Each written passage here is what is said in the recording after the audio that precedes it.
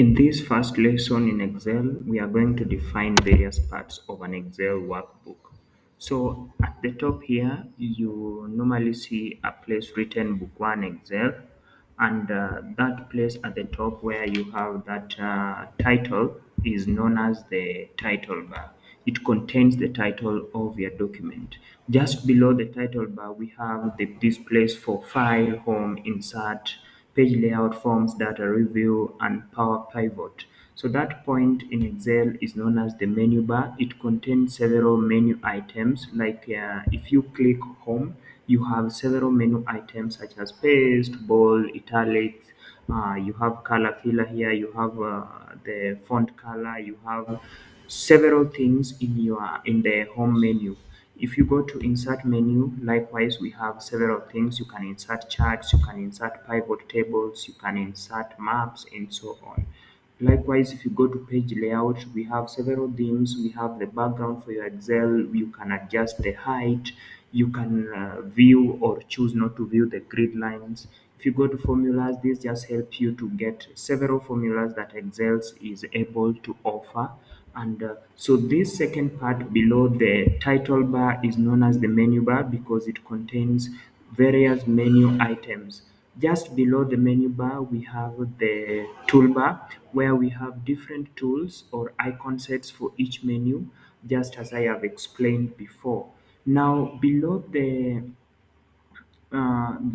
icon sets or the toolbar, we have this part that starts with an FX. So this part is where you will insert your functions, and this part that is known as that is labeled as A1 is known as a name box. A name box basically gives you the name of the cell. For example, this is A1, which means that it is the first cell in the first column and in the first row. So it starts with A, the column name, and 1, the row name. So that said, this place where you see the this place where you see the lines that are running or divided into box-like structures, this place is known as the worksheet. And as you can see, this worksheet is the first worksheet, and therefore it is named sheet 1. Okay, so I want us to define what a row in Excel means. So a row in Excel, this is just the horizontal lines in Excel. They run from left of the screen to the right of the screen. So the first row is labeled number 1, the second row is labeled number 2, the third row is labeled number 3, and so on. So the first page, you can see our last row is row number 21. Therefore, it is labeled 21. Now let's move to the columns. A column is normally referenced by alphabet letters, that is A, B, C, D, E, F, G, and so on. So the first column, this is the first vertical line, you see it is column A. Now, when you look at our Excel, there are several small boxes that basically are interaction between rows and columns. So if a row and column interacts, it forms a cell. For example, this first one is the interaction between or intersection between the first column and the first row, and therefore we call it the first cell. And how is that cell referenced? It is referenced as A1. A means it is in the first column, and 1 means it is in the first row. If we click any other cell, for example, I've clicked this one, it is referenced as cell F11 in the name box, which means that it is in the column F and it is in the 11th row.